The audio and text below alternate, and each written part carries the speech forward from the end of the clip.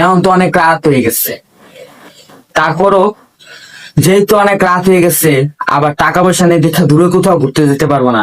তাহলে কিভাবে আমরা কোথায় ঘুরতে যাবো এই রাতে? তা চল, উঠ দাঁড়া।